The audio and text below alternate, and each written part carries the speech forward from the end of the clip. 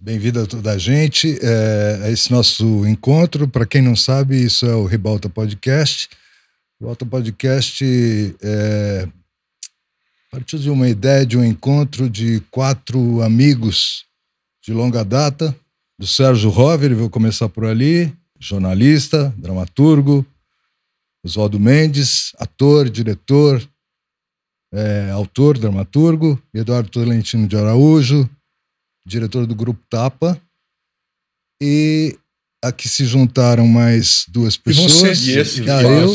Marco Antônio Rodrigues, e aqui se juntaram 2 pessoas, a Bruna Bressani, que é a nossa diretora de produção, e o Thiago Moraes, que é o nosso diretor. E você é o quê? Eu sou diretor também, sou encenador, digamos assim. E ator, ótimo e ator. Obrigado. E agora eu tenho a incumbência de apresentar o Jorge Tacla.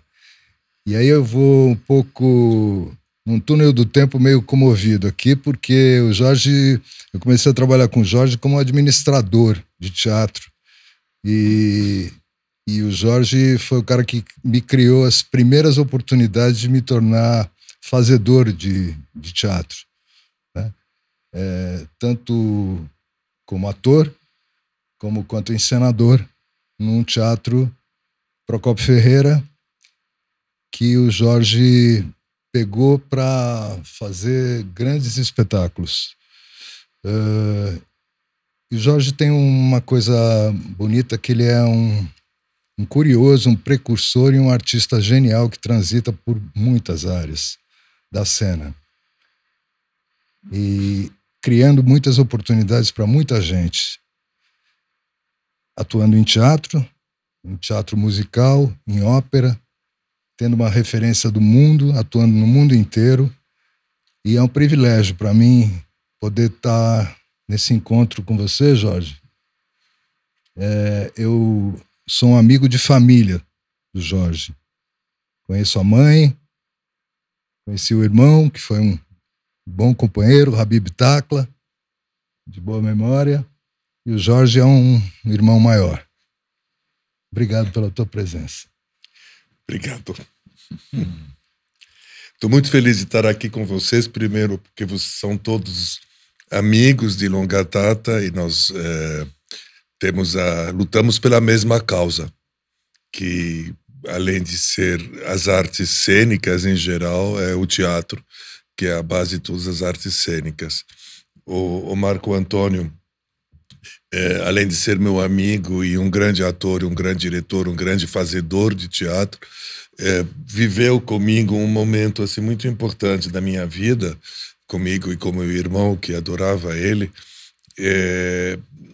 Eu tive um teatro, né, o Procópio Ferreira, durante 9 anos, que nós praticamente construímos juntos, né? E era espetáculo de segunda a segunda, vivemos muitas coisas juntos, além do que nessa mesma época fazíamos outros espetáculos em outros lugares, outras produções. Boas lembranças. Boas lembranças. Muito boas, muito boas. E amigo de família também, conheço toda a família dele. E é isso. Carregou agora, muita vamos gente, falar de coisas sérias. Carregou muita gente no colo ali. Carreguei. Literalmente.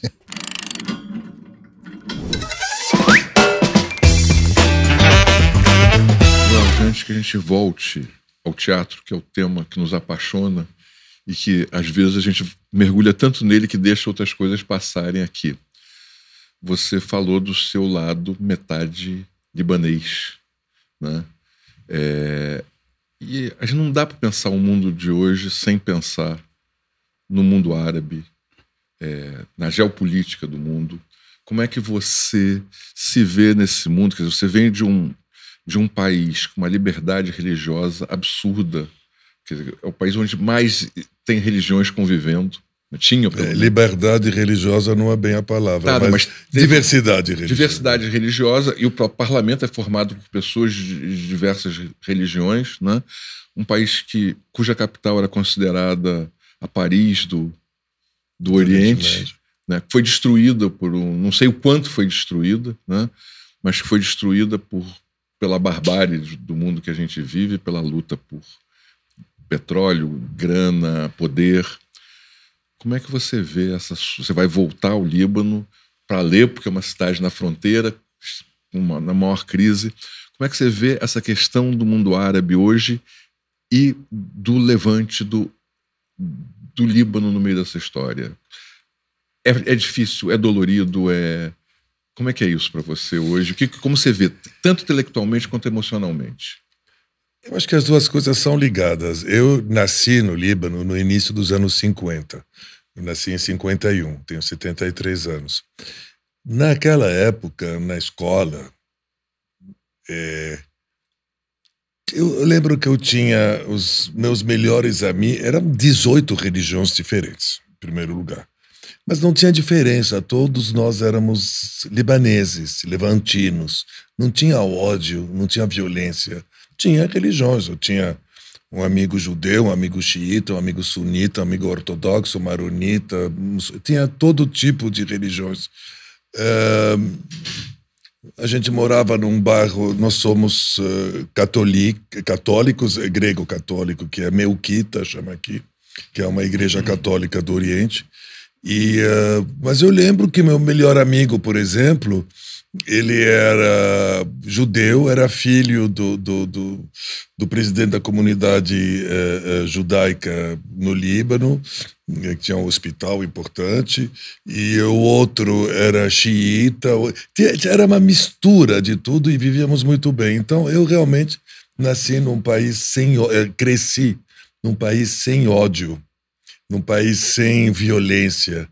Disputa de poder sempre tem uma coisa política, mas não é uma coisa de fanatismo religioso e de instigar o ódio para outras finalidades. Fanatismo religioso é a pior coisa que pode acontecer. Quando essa tendência começou um pouco aqui no Brasil, eu fiquei muito assustado, porque isso é uma coisa muito rápido e que destrói, divide um país assim. Você pode manipular as pessoas da maneira mais... Então é uma coisa que me assusta muito, porque eu vi isso no meu país. Mas o Líbano, ele tem uma coisa que é uma alma de fênix. Eu lembro muito bem, teve uma grande explosão no porto de Beirute, há 5 anos, há 4 anos, há 5 anos. E eu estava falando com a minha mãe, que mora lá no telefone. Na época ela tinha 92 anos. E todo dia eu ligo para ela ao meio-dia, era 6 horas lá. E ela estava sentada na poltrona dela, no quarto dela, e de repente caiu a linha. Aí ela me ligou 3 minutos depois. Falou, nada, uma bombinha aqui perto, não é nada, não se preocupe. Liguei para um amigo meu de infância que me contou que foi uma das coisas... Foi horrível, destruiu todas as casas, pessoas, blá, blá, blá. Era aquela bomba no porto de Beirute. O que a minha mãe fez, eu soube depois, caiu a janela, as portas, vidro, tudo do prédio onde ela morava. E aí a moça que trabalha com ela falou para ela, madame, vamos morrer. Diz que a minha mãe falou para ela, olha, eu tenho 90 anos, você tem 60, vai, pega a vassoura, vamos varrer. Ela ligou pro empreiteiro, mandou ele vir o dia seguinte para ela reconstruir tudo. Então, esse é um pouco o espírito do Líbano. Ok, destruiu, vamos reconstruir, vamos continuar lutando contra o inimigo, seja quem for, ele muda toda hora, né? E um pouco eu cresci um pouco nisso. Então, eu sou muito, muito agradecido de ter desenvolvido minha carreira, meus amigos, minha vida pessoal, num país como o Brasil, que é abençoado por Deus. É um país que não conhece guerra, que não conheceu guerra. O mundo é dividido em os países que não conheceram guerra e os países que tiveram guerra. E aí eu voltei umas vezes para o Líbano, agora vou voltar a fazer um trabalho lá, mas continua essa efervescência, essa riqueza cultural que cada religião traz, mas instalou-se o ódio, o fanatismo religioso, e é uma coisa que tem que lidar com. É difícil, mas acho que é no mundo inteiro, não é? Então o Líbano não escaparia. Mas é um lugar muito especial, muito, muito mágico. E como eu saí de lá muito cedo, eu não desenvolvi o meu Líbano dentro de mim, entendeu? Meu jardim. Eu não desenvolvi ele bem. E agora estou voltando para lá para resgatar um pouco os pedacinhos. E o teatro apareceu no Líbano para você? A sua vida? Olha, a primeira vez que eu vi um espetáculo assim de teatro, na realidade era um espetáculo de dança. Era no Festival de Baalbek, esse festival, e era o Royal Ballet de Londres, com o Nureyev, que tinha acabado de se exilar, de pedir exílio, 2 anos depois, com a Margot Fonteyn. Quando eu vi aquele homem entrar no palco, parecia uma bola de fogo, eu falei, é isso. Eu não sabia o que era. Não é que eu queria ser bailarino, mas eu... Era o palco, né? E era no templo de Bacchus, ao ar livre, no palco, que para mim, naquele momento, eu entendi a função do teatro. É o sacrifício no altar. E eu, como público, eu senti que realmente essa coisa religiosa, eu senti naquele momento, o lado religioso de religar. Eu senti que era essa pessoa que estava lá, estava fazendo para mim uma ligação com o divino, seja qual for. E essa é a função do teatro. Este sacrifício naquele altar, que é o palco. Então, a gente tem que tentar levar o espectador a ter uma conexão com o divino. Se você consegue ter uma pessoa que sai transformada, ou sai iluminado, sai descobrindo alguma emoção que ela nem sabe o que é, a tua função já está. Mas eu descobri naquele dia. Depois eu assisti peças e tudo, mas a primeira sensação foi do Tacla, então essa Carmen que você vai montar é nesse seu ponto de partida. Claro. Você vai... 50 anos depois? Porque em 1974, eu estava passando minhas férias, eu morava nos Estados Unidos, lá, e eu fiz um bico no Ministério do Turismo para acompanhar visitantes que vinham. Aí me falaram, olha, agora vem um diretor americano, chama Bob Wilson, você acompanha, se falar inglês, eu era estudante de teatro, que ele vai visitar as ruínas de Baalbek para fazer um espetáculo lá o ano que vem. Era em 74.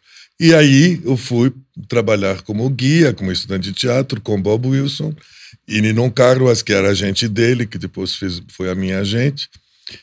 E aí a gente ficou muito amigo. Levei a assistir os espetáculos que tinha lá naquela noite, 2, 3 noites seguidas, vários espetáculos. Visitamos as ruínas de Baalbek. Ele idealizou um espetáculo para esse festival de 75. Comecei a trabalhar com ele, fiquei 1 ano trabalhando com ele, e nunca estourou a guerra. E faz exatamente 50 anos. E aquilo ficou entalado na minha garganta. Eu ia estrear como ator, inclusive, e assistente de direção dele, em Baalbek, no Líbano. A cidade de Baal, o sol, né? O Deus Sol. E então agora, talvez com esse convite que me veio do Festival de Baalbek, eu consiga resgatar um pouco essa frustração. Tá muito bom. A Carmen.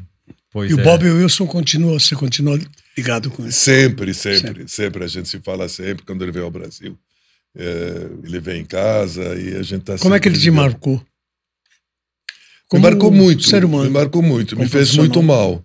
No sentido foi uma influência tão forte, era uma mudança tão radical de tudo que eu sabia, que eu tinha aprendido no Conservatório de Arte Dramática, na Comédie Française, toda a minha formação acadêmica, e vem ele dar uma outra noção de tempo, de luz, de som, de espaço, que hoje está totalmente integrado no teatro, na dança de todo mundo, mas na época foi um choque muito grande.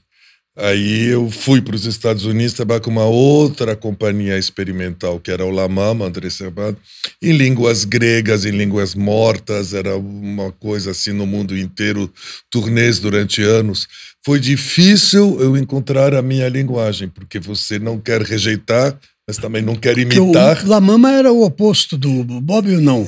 Não era o oposto. O Bob era um mergulho no futuro, numa coisa, digamos, abstrata e sensorial. E o La Mama era resgatar peças arqueológicas. Você trabalhou com Servan, não? Trabalhei 3 anos com Servan. Você fez trilogia antiga, não? Fiz trilogia antiga. Inclusive, os livros do Servan têm até fotos minhas. Como ator? De ator. Fiz a trilogia há 3 anos. Lindo, na época eu colaborei com o Sesc quando trouxeram ele com a Companhia Romena aqui. Eu trabalhei como ator. Fiz As Troianas, Electra, Medea. E também fiz com ele Alma Boa de Sichuan, fiz o As You Like de Shakespeare.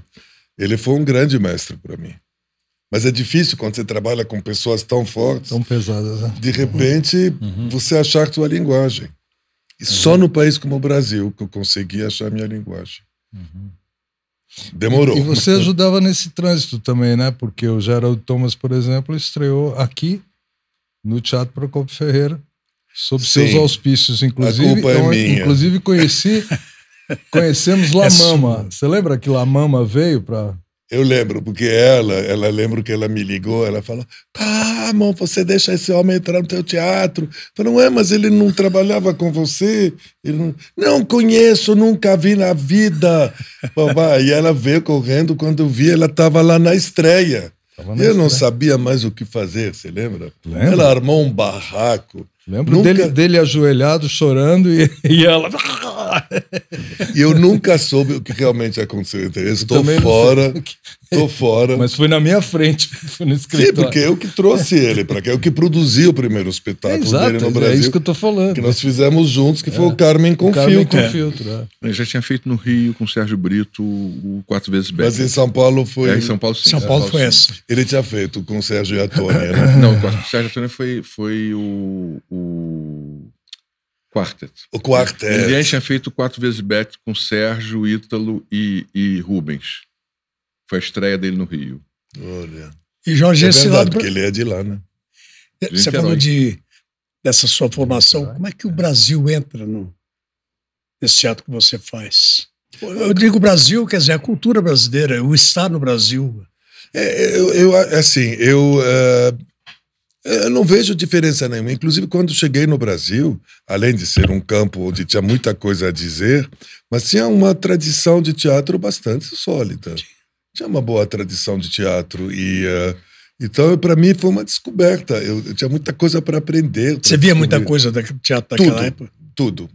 E agora, você vê bastante coisa? Qual é a tua leitura do teatro nosso hoje? Como é que é? A leitura do teatro hoje precisa de Google, porque tem muita coisa que eu não entendo. Não. É que eu assisti, antes de vir morar no Brasil, quando vinha passar férias na casa da minha avó, que ela morava na Rua dos Ingleses, era perto do Teatro Ruth Escobar. Aí eu lembro que eu assisti, por exemplo, ao Balcão. Você viu o Balcão? Eu vi o Balcão em 70, acho que já era 70. Você tinha 19 anos. Eu tinha 19 anos, eu assisti, era lá, do Vitor Garcia, no teatro destruído, aquela estrutura, aquela escadaria maravilhosa. Então, eu tinha essa efervescência em São Paulo. E eu lembro que quando eu estava como ator com La Mama, no festival, com Bob Wilson, em 74, aquele mesmo ano, no festival de Shiraz, Persépolis, que a rainha, a Faradiba Shabanu, na época, promovia todo ano. Ela encomendava produções para Peter Brook, para Servan, para Bob Wilson, para Tadeusz Kantor, para Grotowski, para todos os grandes daquela época. Era fantástico. Foi nesse que foi a Ruth? E aí foi nesse ano que eu conheci a Ruth. Porque eu assisti o ensaio geral dos Altos Sacramentales. Que só você viu, nós aqui não vimos. Não, mas aí eles estavam nus, aí quando de repente estava todo o povo em cima, por fora das pedras. Foi um escândalo, aí eles tinham ou cancelar ou botar uma roupa. Aí a Ruth mandou todo mundo usar macacão branco e estrearam, era Ruth, Sérgio Brito, Lena Crespi, Carlos Augusto Strasser. Dionísio Azevedo, Célia Helena. Todos pelados. E teve uma coisa... Sérgio Brito pelado. Porque tinha uma máquina... época genial, né? Tinha uma máquina que não funcionou. E a máquina não chegou. Não funcionou, porque ele cortava os atores E aí todos os festivais da Europa não aceitavam o espetáculo foi isso. Sem então. A máquina. Porque isso é uma coisa que as pessoas não conhecem, né? Mas que foi uma coisa que veio do teatro espanhol, resgatando as coisas medievais, da máquina, a máquina em cena. A máquina que falava dos objetos de tortura, a máquina como representação da cena. E o Vitor Garcia era mestre em colocar máquinas em cena. E essa máquina era uma máquina fotográfica, o diafragma cortava e começou a machucar os atores. Então não pôde ser usado. Então ficou um espetáculo. Era Sabe que agora, depois de 50 anos, estou entendendo qual que foi o problema da máquina. Não, porque eles não falam, não ficou claro, ficou uma coisa meio... e aí a coisa foi fazer nu, né? Aí tinha o Pitanga. E tinha o Pitanga, E aí o Vitor Garcia começou a botar os órgãos sexuais do Pitanga, que eram enormes, dentro da coisa dos músicos. E aí a censura... Como? Que coisa dos músicos? O fosso. Como é o fosso? Os músicos de sopro. Na tuba. Na tuba. Na tuba o cara soprava um pinto. O sax, né? Isso foi um escândalo. E aí a censura, que ainda não era o período dos ayatolás, mas não era um país livre. Iraniano, e aí foi proibido. E aí, para a Faradiba ir assistir, eles tiveram que botar roupa. E aí virou nada o espetáculo. Porque a máquina furou, eles não tinham uma marcação que era toda para... Não tinha ninguém pelado. Não tinha ninguém pelado, que não era nada. Mas mesmo assim, eu fiquei fascinado. Né? Você chegou a ver o ensaio desse pelado? Eu vi o pelado não era todo mundo que ficou pelado, mas eu vi a estreia, eu vi uma parte pelada e eu vi a estreia. E mesmo assim fiquei fascinado. E foi aí que eu conheci a Ruth. Adorei. Mas olha... Histórias. Ô Tacla, teu nome é completamente ligado à consolidação, né, do mercado de teatro musical no Brasil nos últimos 20 anos, vamos dizer assim. Eu queria que você falasse um pouquinho da evolução do ator brasileiro para fazer musical. Quer dizer, se quando você começou, você já encontrou uma mão de obra que soubesse, que tivesse preparada para cantar, dançar, interpretar, ou se foi difícil, né, nos primeiros musicais, tal, você formar elenco, e se você viu um aprimoramento da classe artística, assim, que hoje você teria mais facilidade de montar um musical, por exemplo. Não, foi fenomenal. Eu sempre adorei teatro musical, mesmo estando em Nova York, eu ia assistir escondido quando trabalhava no La Mama, porque eles não apreciavam que alguém assistia musical, era heresia, era coisa de alienado. Eu ia lá, assistia, entrava pela porta de serviço, enfim. Então eu tinha um fascínio pelo teatro musical e pela ópera, em geral, por espetáculo completo.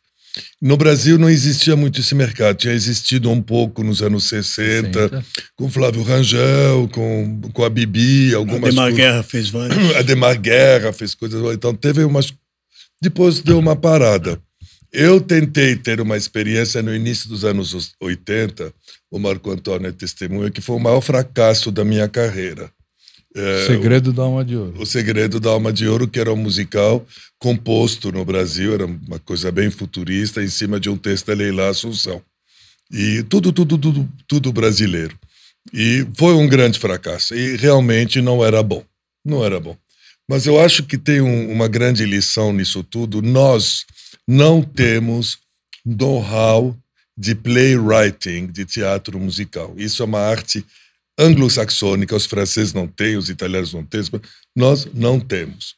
As pessoas falam, mas tem os musicais do Chico, Gota d'Água, Ópera do Malandro. Gota d'Água é Sófocles, né? É Medea, né? Não é? E a Ópera do Malandro é um hit atrás do outro, são músicas maravilhosas e é baseado na ópera do Malandro dos Três Vitens, que é baseado na ópera do Malandro do John Gay. Então, dos mendigos. Dos mendigos, Então é uma... e não é uma boa estrutura em si de musical. E os musicais americanos eu resolvi fazer cabaré em 1989. Olha, Serginho, não tinha uma pessoa no Brasil que tivesse competência para fazer. Quem cantava não dançava, ou não era ator, e canto não tinha o canto específico do musical, que é uma técnica que a gente chama de belting, né? Para a qual você tem que ter uma formação lírica, mas ou tinha cantor lírico, ou tinha cantor popular. Olha, foi uma dificuldade para conseguir fazer aquilo. Para usar microfone sem fio, não existia alguém que usasse. Eu tive que mandar pessoas para Nova York para aprender, para fazer estágio, para fazer a técnica, porque aqui não se usava. Para musical, né? Não se usava. Tinha até individual, algumas coisas, eram umas coisas desse tamanho. Uhum. E foi muito difícil. Foi um sucesso estrondoso, aí eu vi que era um mercado que existia. Lotou, parou no plano Collor, porque a gente perdeu o patrocínio. Sim, então. sim. Mas foi difícil, mas durante 7 meses era 100% sold out e tal. Depois os anos passaram, e aí em 2001, 2002, eu estava com outro música que era o Vitor Vitória, e já tinha o que chama hoje a T4F, era uma empresa mexicana que chamava CIE, CIE Brasil, que tinha feito aqui Tava Les Misérables. Sim, tava, e o Fantasma também? Não, o Fantasma foi depois. Foi depois. Tava no começo do Les Misérables e não tinha estrutura, não funcionava, não sei o quê. Aí os mexicanos me procuraram e queriam que eu fosse para dirigir o departamento de teatro lá. Aí eu falei, eu não quero fazer franchising de outras coisas, quero fazer as minhas criações, E aí, não, porque a gente não quer concorrente. Então a gente quer que você trabalhe conosco. Aí eu falei, ok, pode ser interessante. Eu pedi os tubos, me pagaram os tubos, e eu trabalhei. O Fernando Altério era diretor aqui no Brasil. Aprendi muito com ele, e acho que juntando essa coisa de grande corporação, essa coisa era um capitalismo criativo, mas era muito interessante porque nesse franchising de vir todas as equipes da América, da Espanha, da Argentina, de fora, para fazer, nós formamos muita gente. Não tínhamos peruqueiros, não tínhamos os animadores certos, pessoas de som, técnico, de voz, enfim, formou-se realmente artistas para um mercado. E o que eu trouxe na época, eu tinha uma estrutura de venda a grupos muito forte quando eu fiz o Vitor Vitória. Já tinha montado uma grande estrutura de venda a grupos para o país inteiro, grupos de outras cidades, pacotes com os hotéis para o fim de semana e tal. E na época, assim, 5% era de fora de São Paulo. Quando acabamos A Bela e a Fera, 35%. E aí eu estruturei tudo isso, foi uma experiência fantástica. A gente, na Bela e a Fera, era 7 sessões por semana, 1.700 pessoas na plateia, 7 sessões por semana, 100%, às vezes 101% de lotação, durante 2 anos.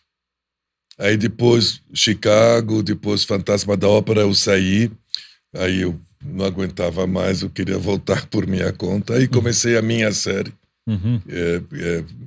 My Fair Lady, West Side Story, Evita, o Rio, tudo isso. Então, na realidade, eu devo muito a Fernando Altério, a Si, porque juntos nós formamos esse mercado. Hoje, então, você, se fosse montar alguma coisa, você teria toda essa estrutura profissional, a cidade oferece. Todos esses técnicos, todos os... Tudo, tem de tudo. O artista brasileiro, hoje, olha... Canta, dança, O problema é que muita gente agora canta maravilhosamente bem, dança e acha que é ator. Esse que é o problema também. Então são estrelas de nariz empinado, se acham, mas na realidade os americanos são assim. Os chineses, você pega um pianista chinês, tem uma técnica extraordinária, ninguém chega perto, mas é sem alma. Você entendeu? Então é isso. Mas tudo bem, é um mercado, público vai, todo mundo trabalha, os técnicos trabalham, os artistas trabalham, mas o teatro se perdeu. Para mim, eu não tenho mais tesão para teatro musical, por exemplo. Não tenho. Eu realizei quase todos os sonhos. O Deus foi muito bom para mim. E as suas direções musicais não eram franchise. Não. É bom lembrar isso. Os espetáculos que eu dirigi... a sua visão do espetáculo. Era meu cenário, meu figurino, isso minha concepção. Claro, tua concepção. O Tato, no caso da... Às vezes, por exemplo, no caso do Andrew Lloyd Webber, quando eu fiz Evita, eles queriam ver tudo, aprovar as pessoas que eu escolhia, mas na hora eu fazia... Sabe que isso é uma coisa antiga, né? Eu estava começando, estava fazendo escola na época do Hair, 69, o Altair comprou os direitos do Hair e também tinha essa coisa, você tem que fazer aquele espetáculo americano. Daí o Ademar, que ia dirigir, falou assim, não quero fazer isso, quero fazer um espetáculo, não quero comprar. E esse foi um Hair histórico, né? Era. Teve Antônio Fagundes, Sônia Braga, Armando Bog, Frank Carlos. Isso entraram depois. Porque o elenco não era esse. Mas só para voltar a essa história, foi o Altair Lima com a Marica Gidali, que ia fazer... Foram para Nova York. Maria Célia Camargo. Desculpa. Não, foram os dois, Altair e Marica, para conversar com os autores e falar assim, olha, a gente quer fazer, mas a gente quer fazer nosso espetáculo. A gente não quer copiar o seu espetáculo. Eles toparam. E consta que depois eles viram filmes, não sei o quê, que eles gostaram muito dessa coisa de deixa os caras criarem lá, né? Mas o primeiro elenco era Araciba Labanian. É verdade. Armando Bogos, que até cantava bem, mas não era um cantor. Apesar que você sabe melhor do que eu, a partitura do Hair favorece. Altair Lima cantava, acredite se quiser, né?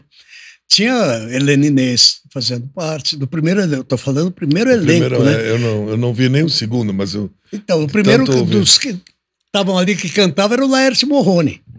Ele cantava bem, o Laércio. Cantava bem, o Laércio cantava bem. Então, era um elenco de atores. Você não tinha isso.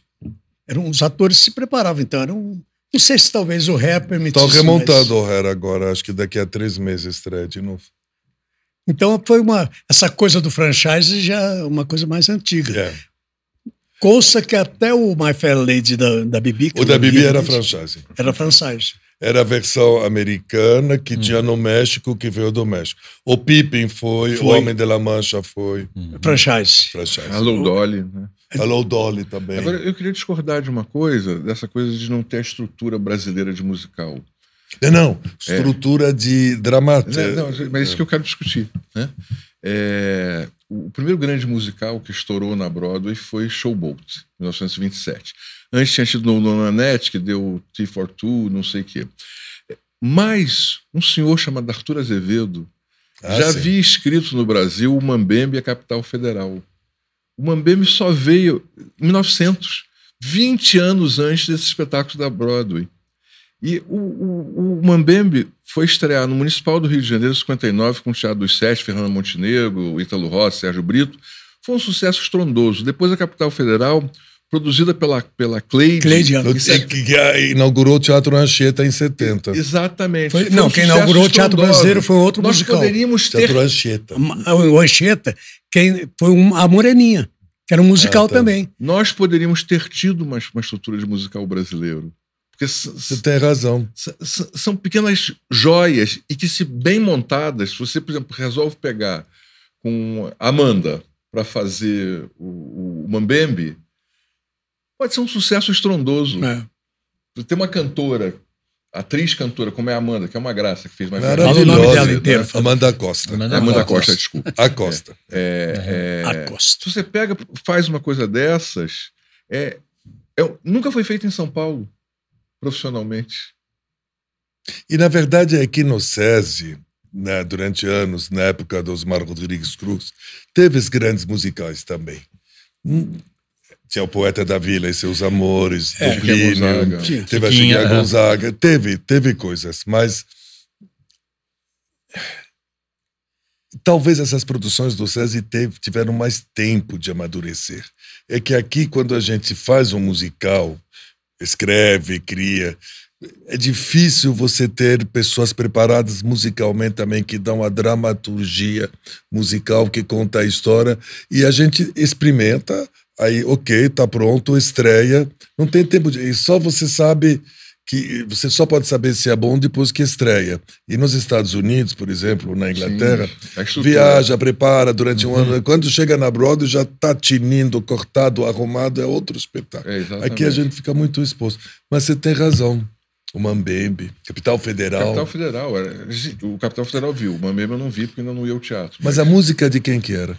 É de alguém que da Capital Federal é a música original? Tem até a música original. A Moreninha era a música, acho que, se não me engano, do Cláudio Petralha, acho que é. E a Marília fazia. Marília Pera. E ela o Mambembe, eu vi depois uma direção do Amir do Mambembe, com alunos da Cal, no Teatro Caçula Becker, no Rio, que é um teatro pequenininho. As músicas são sensacionais. São sensacionais. A peça funcionava com alunos. Então... Isso é interessante. E eu acho que isso é desprezado, né? Depois a gente tem uma outra história de musicais no Brasil, que o Oswaldo conhece, que são os pocket shows de Liberdade, Pobre Menina Rica. Zumbi, que eram coisas pequenas que foram também abandonadas. Eu sinto que é uma falta de um desenvolvimento desse tipo de produção. De resgate de coisas existentes, pequenas joias. É verdade, a gente abandona. Botequim, Guarnieri. Eu queria voltar a uma outra coisa aqui. Mas também muitos desses ficaram antigos. Sim. Por causa do seu contexto político. Mas não é o caso das peças do Arthur. Não, Arthur não. Arthur. Mas falando assim de liberdade, coisa do Não, mas é um modelo que poderia ter proliferado. Claro. Ele vai mudando, né? Gerou shows de música, o próprio Oswaldo dirigiu a Célia na Dama do... A Louca do Bordel. A Louca do Bordel, que gerou um tipo de musical. Há pouco tempo eu fui ver uma coisa do Posse com a Zizi, que tinha uma estrutura dramatúrgica. Tinha uma amiga minha, você nunca tinha visto uma coisa dessas, que tinha estudado fora do Brasil. Então nós tivemos já modelos, né? O Brasileiro Profissão Esperança. Porque é uma coisa que é na essência do nossa brasileiro, essência, que né? vem também do teatro de revista. Exatamente. Agora, quem não viu Oswaldinho Mendes em teatro musical não viu nada. Não, olha só. Um tiro no coração. Não, mas ali tinha músicas. Um teatro com música. Sim, mas você fez música lindamente. Música de abertura que a Valderes canta, que está na internet. Que era sobre o Getúlio Vargas, não é? É pela porta dos fundos que eu entro nessa história. É pela porta dos fundos que o povo entra na história. Eu lembro muito bem. A gente escrevia essas bobagens. Então nós poderíamos ter era muito bem, era bom. E a Valderes cantava muito bem, né? É maravilhosa. Se alguém quiser conferir, tá na internet, viu? Valderes de Barros. Tá na internet. Ela cantando. Jorge, e você disse que o teatro musical não está te interessando hoje. O que está te interessando fazer aqui? Eu não sei. Não é que não está me interessando. Eu digo fazer. Sabe o que é? Eu acho que tem uma coisa assim. Quando eu comecei, tinha que lutar para fazer e para formar as pessoas e trazer público. Então, isso foi uma coisa muito estimulante. Eu gosto de novos desafios. Hoje esse mercado já existe, de repente é uma outra postura. E tem milhões de excelentes diretores, produtores e tudo. Mas criou-se um público. Eu vou dizer uma coisa horrível. Esse público não me interessa. É muito bom para o mercado, mas se é para fazer o que esse público espera que eu faça, não me interessa. Os musicais que eu fiz eram os grandes musicais da época dourada dos musicais, umas coisas mais sólidas, e tinha que batalhar para ter o público. Agora existe o mercado imenso. Eu tenho um pouco de medo de entrar nesse mercado, porque é um sacrifício de um ano. Você trabalha durante um ano, durante um projeto. E aí não tem uma obra que realmente me estimule, me cria um desafio para eu ir atrás de patrocínio, de direitos e tal. E me convidar, ninguém vai me convidar. Eu tenho 73 anos, já estou fora da jogada. Entendeu? Não adianta, é isso. Não tem. Eu tenho que ir atrás de fazer. Tem um monte de diretor jovem muito bom. Tem um monte de fã-clubes, de atores e cantores, coisas que não existiam antes de musical. Fã-clubes imensos. Aí eu não tenho mais a garra ou tesão para conquistar esse espaço. Já conquistei. para mim é sempre uma conquista a mais. Então, no momento, estou um pouco focado nessa coisa do Líbano. E a ópera, porque justamente acaba sendo muito elitista a ópera, né? Porque poucas pessoas acabam tendo acesso, não pelo preço, porque estão super, mas pela limitação. Mas também é muito raro a gente ter a oportunidade de dirigir uma ópera. Então, o que vier de ópera, eu recusei bastante coisas nos últimos anos, porque não eram coisas boas. Mas isso me estimula muito. E teatro, mesmo que seja para 20 pessoas. Mas é diferente. Musical, você tem que fazer para 2.000 pessoas. Você voltaria a fazer... É outro tipo de consumo. Você está em outro lugar que eu não quero mexer muito nisso. Vejo o público. Lago 21 você voltaria a fazer, Jorge?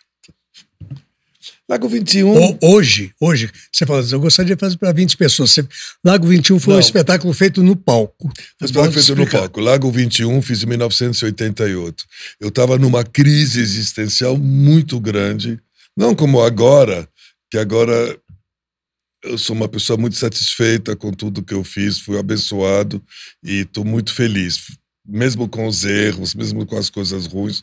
É uma coisa que a maturidade te dá, essa tranquilidade. Lago 21, eu estava numa crise muito grande sobre formas de teatro, sobre o que dizer, sobre como fazer. E eu tinha um grupo de pesquisa. Era um momento, eu tinha o Teatro Copo Ferreira, eu tinha o Mistério de Irma Vap de quarta a domingo, segunda e terça e quarta tinha outro espetáculo, tinha teatro infantil, maravilhosas produções, inclusive do Marco Antônio, maravilhosas. E eu tinha um grupo de pesquisas, éramos 10, 12, e a gente trabalhava em muitos textos de teatro da grande dramaturgia universal. E éramos 12 ou 14 atores. Com o tempo, depois de 6, 8 meses, foi filtrando e ficaram só 2 peças, o Hamlet, de Shakespeare, e a Gaivota, de Chekhov, que é uma homenagem ao Hamlet de Shakespeare. São quase os mesmos personagens. E ficaram só 3 atores, que era Valderez de Barros, Elias Andreato e Mariana Muniz. E um pianista, que era o Guga Petri. E aí a gente fez um espetáculo que chamava Lago 21, que era uma mistura de trechos da Gaivota e do Hamlet, e que expressava muito bem a crise que eu estava vivendo de expressão artística, de comunicação, E aí todo mundo embarcou na minha e cada um procurou a sua também, e foi um trabalho que nós tivemos bonito, né? muito forte, e as pessoas se emocionavam, mexia muito. A gente usava o fundo do palco da Irma Vap, com poltronas que a gente tinha que tirar na época de aumentar os corredores e tal. Era 32 lugares, a gente chegava por 60 pessoas, mas 32 lugares, pessoas... A gente sabia exatamente, pessoas reservavam, a gente sabia os nomes de cada pessoa. Era um mapinha que tinha, assim. Ia com uma lanterninha lá para as pessoas se sentarem, era no fundo do palco. Tinha 6 focos de luz, um piano e... Era bonito. Mas eu digo, não, claro, são outros tempos. Mas todo mundo tipo fala desse espetáculo até hoje. Se as pessoas que me falam, cara, você mudou a minha vida, milhões de pessoas. Não é possível que em um ano, em 6 meses, tanta gente tivesse... Quem viu foi bendito. Eu vi. Eu também vi. Eu tive Estava chegando em São Paulo. Privilégio. Já tinha chegado há 2 anos, mas amei, né? Eu queria aproveitar isso. E quem destruiu a temporada foi Antunes Filho. Quem? O Antunes? Por quê? Destruiu... Porque ele veio assistir uma vez.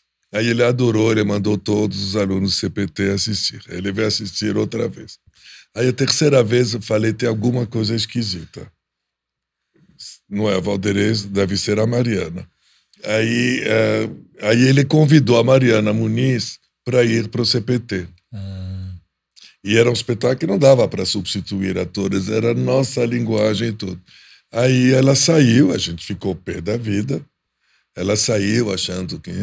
E acabou. Poxa vida. Isso não se faz, Antunes Filho. Você está lá, mas isso na sua geração não fazia isso. Mas acho que tudo tem seu motivo, tudo tem. E a Mariana acabou não fazendo a peça com ele. Não, Ela acabou não fazendo, era falecida, ela acabou não estreando a peça. foi a Lucélia, acho que foi a Lucélia. Não, quem estreou foi a Flávia Pucci. A Mariana saiu um mês antes da peça, aquelas coisas que aconteciam com o Antunes, desentendeu com ele e foi embora. Mas eu queria falar assim, eu acho que tem 3 grandes... Mas eu estava muito lisonjeado que o Antunes Filho pela terceira vez, achava o máximo. 3 grandes movimentos, eu acho que ao longo da história do teatro. Os gregos, os elisabetanos e os russos. Você transitou muito pelos gregos e pelos russos, né? Você sente a nostalgia disso, a vontade de voltar a transitar por esses lugares? Muita. Eu estava, esses últimos anos, eu namorei muito isso. Até fazer o Jardim das Cerejeiras, anos depois, o Tio Vânia, mas graças a Deus você fez e lavou minha alma.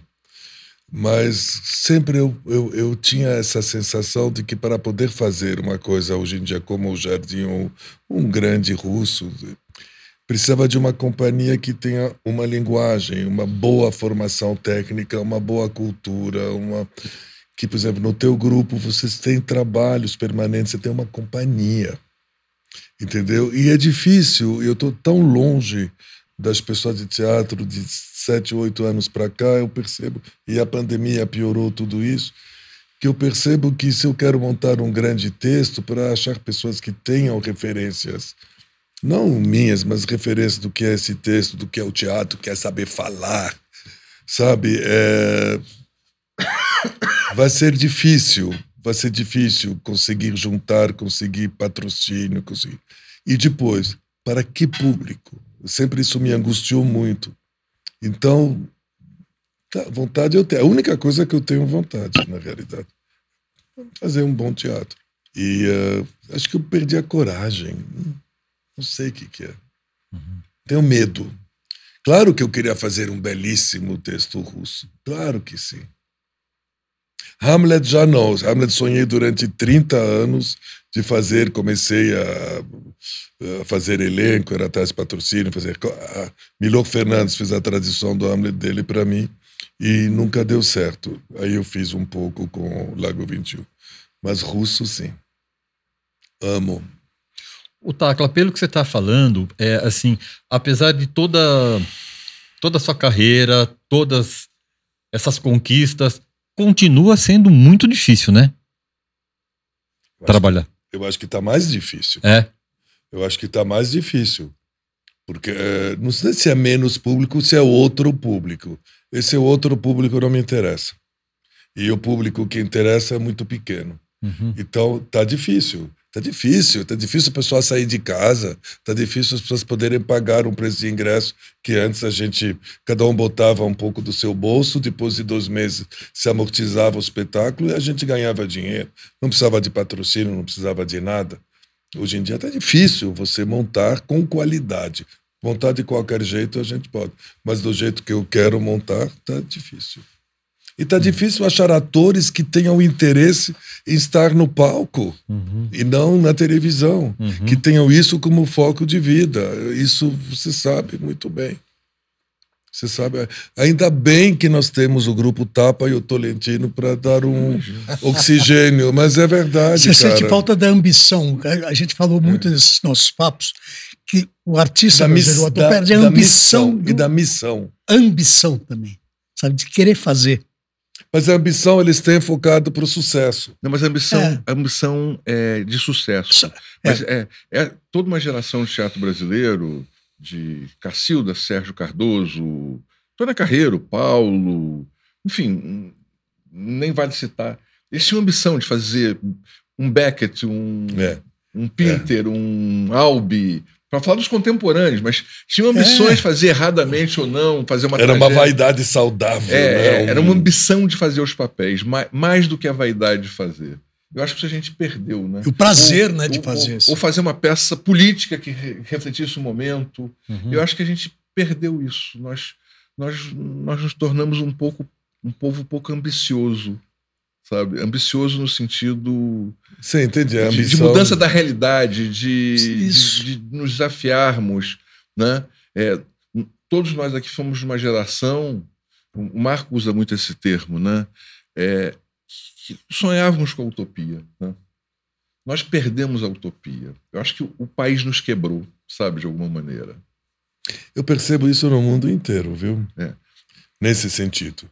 Sim. A não ser nos países como a França, que tem aquela estrutura ou Alemanha, que mantém a estrutura do sonho viva como um mercado onde as pessoas podem sonhar e se entregar ao seu sonho. Eu acho que tem um outro tipo de sonho, que é a alienação mesmo do consumo. É um desvio de coisa. Esse é o problema. Outro sonho, Inclusive, essas pessoas nem têm o repertório que a gente está falando, nem tem o som de ser, porque não conhecem o repertório, não sonham com aqueles papéis, aquelas obras, o palco. Estão se perdendo as referências. Mas, enfim, graças a Deus, para o mercado se formou um outro tipo de coisas e ainda bem que tem você.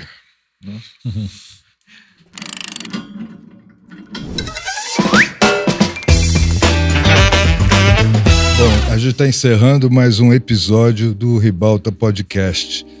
E acho que é um desejo de todos nós aqui que a gente tivesse todo mundo nessa sala, todo mundo está vendo, todo mundo está fazendo, porque é um momento muito significativo mesmo para a gente, todos esses encontros. Esse encontro com o Jorge hoje foi um encontro, como todos os outros também, que tem a sua singularidade e que cada vez mais vai acumulando na gente esse desejo de reencontrar a nossa tribo, reencontrar a nossa humanidade, a nossa universalidade, a nossa perspectiva de futuro, sabendo que só existe, de fato, mudança política através da cultura e que a arte é fundamental para que isso se instrumentalize. Eu quero, em nome de todos nós aqui, agradecer a presença do Jorge. É uma emoção muito grande que eu não encontrava ele há um tempo e ele é muito importante para mim, ele sabe disso, e para todos nós aqui, né? Mas não dá para evitar isso. Bom, e pedir para vocês se inscreverem aí no canal, no Ribalta Podcast, acompanharem a gente pelas redes sociais, ou de áudio, ou de imagem, ou de tudo que tem aí, vocês sabem mais do que a gente, tudo que tem. E vou pedir para o Jorge fazer uma despedida e dizer onde é que a gente pode encontrar ele por aí. Para mim foi ótimo também, foi maravilhoso, assim, porque estar com essas pessoas aqui, eu me senti super desafiado e protegido ao mesmo tempo. Fiz um pouco de terapia. Porque é meu passado, é meu futuro, é meu alter ego, enfim, é o teatro brasileiro. E meu Instagram é Jorge Tacla, simplesmente, Facebook, é isso. WhatsApp, eu não vou dar só se você me manda uma ficha completa no Instagram, com fotos. Não, tô brincando. Então, tô lá, tô na rede social. Eu não tenho site, eu não tenho página, essa coisa. E eu espero que todos vocês possam um dia assistir um novo trabalho nosso. Tomara. Obrigado. Que venha logo. Obrigado, Jorge.